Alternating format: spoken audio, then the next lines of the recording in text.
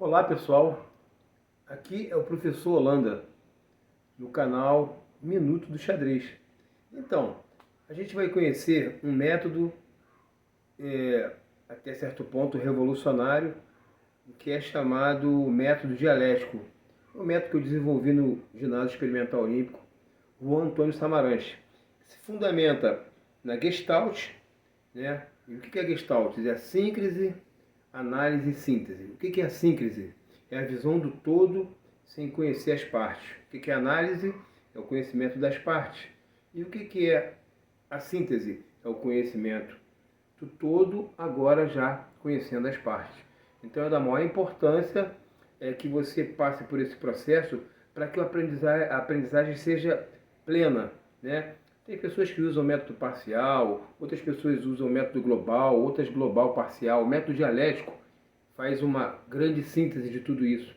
Por isso, ele é mais completo, né? Então a gente vai trabalhar em cima da dialética, que é a Gestalt. A gente vai trabalhar em cima do princípio da sobrecarga e da individualidade, que são princípios fundamentais de treinamento. E, finalmente, a gente vai trabalhar também em cima das neurociências.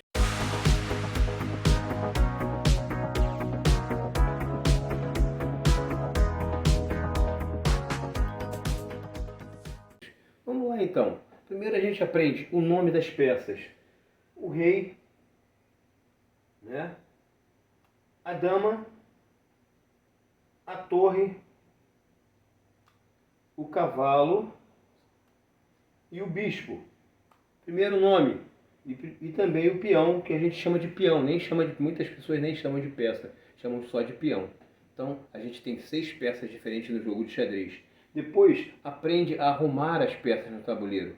No canto ficam as torres, do lado os cavalos, do lado os bispos, dama clara na casa clara, dama escura na casa escura. A casa que sobra é do rei. E na frente os peões. Então veja bem que a gente trabalha em cima de lateralidade, nas extremidades.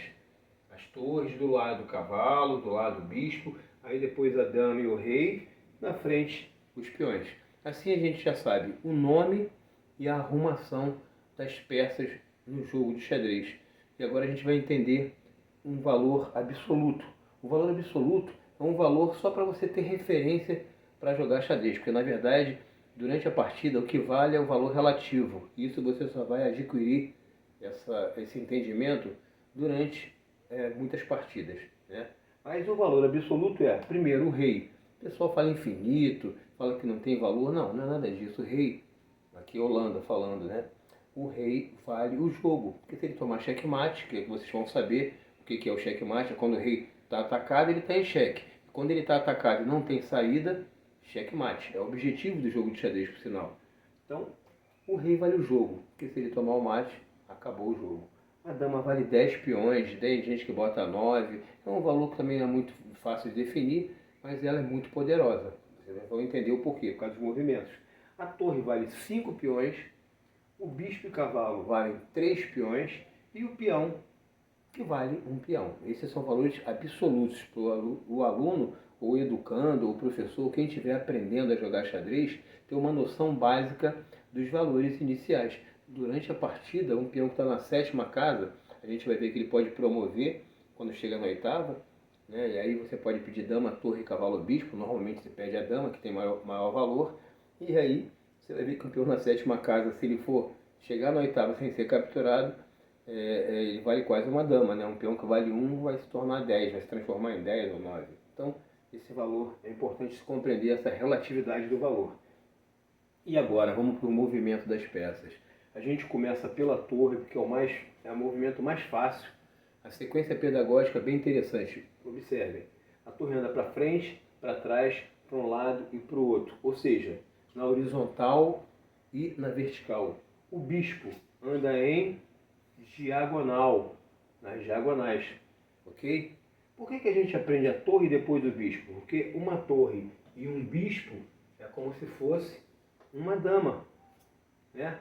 A dama faz o movimento da torre, anda em cruz e também anda nas diagonais.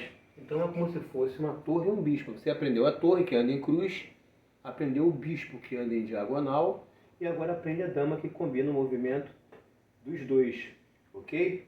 E aí, depois da dama, a gente vai para o rei. Olha a sequência pedagógica, como é que vai ficando legal de se entender. O rei é como se fosse a dama, só que ele anda para frente, para trás, para um lado e para o outro, uma casinha nas diagonais, uma casinha, mas pode ir em qualquer casa.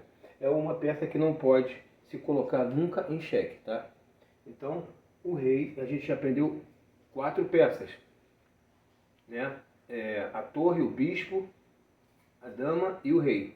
Agora a gente vai aprender as dificuldades, que é o peão, que anda para frente de uma em uma casa. No primeiro movimento ele pode andar 2. É o primeiro movimento desse? Então ele pode andar 2. E a frente da amarela é para lá e a frente da preta é para cá. Pode andar uma ou 2 e captura em diagonal. Olha só, o peão acabou de jogar aqui, é a vez da amarela. A amarela pode capturar se quiser, não é obrigado. O peão já não passa por cima igual no jogo da dama, captura assim, na diagonal, ok? Se tiver um peão caminhado para frente, aqui ó, esse peão aqui não captura, fica de frente para o outro, um olhando para a cara do outro e ninguém pega ninguém. Agora aqui ó, esse pode pegar em diagonal, se quiser, também não é obrigado. Ele pode fazer um outro movimento de peão, por exemplo, e aí quem vai capturar vai ser a preta, se quiser, ok? Então isso é o movimento do peão. Anda para frente de uma em uma casa, no primeiro movimento pode andar 2 e captura na diagonal. E agora a gente vai ver outra dificuldade, que é o cavalo. As pessoas falam explicam de várias formas. Eu prefiro o L tradicional, contando a casa que ele está. Porque fica bonito de visualizar o L. A gente fala em L do cavalo e a criança não consegue ver o L. Então, ó, 1, 2, 3, 4. Ó, tá saindo da casa inicial, conta a casa que ele está. 1, 2, 3, 4. Ó o L. Tá vendo? Um L deitado. Agora aqui, ó. 1, 2, 3, 4. Um outro L. Ele pode vir para cá, né? E aí o L está nessa posição aqui, ó. Então ele saiu daqui, ó. 1, 2, 3, 4. Agora um L. Vamos fazer um L mais fácil de visualizar aqui, ó. 1, 2, 3, 4. Ele pode vir para cá, ó. 1, 2, 3, 4. Só que esse peão pode capturar ele. E esse peão também. Você tem que pensar nisso. Né? Mas ao mesmo tempo ele está atacando a dama. O que importa é a casa que ele vai chegar, se ele pode capturar uma peça. 1, 2, 3, 4. Ele pode pegar a dama. Ele pode 1, 2, 3, 4 pegar o bispo. 1, 2, 3, 4 pegar o peão. Aí que vai entrando a estratégia e a inteligência do jogo de xadrez, né? Você vai pensando. 1, 2, 3, 4. Ok? Então, esses são os movimentos das peças. E como é que fica em xeque? Se o rei estiver aqui, a torre estiver aqui, ó. Se estiver no caminho em que a peça captura, ela está atacando o rei. Então, ó, se eu joguei a torre daqui para cá, dei um cheque no rei.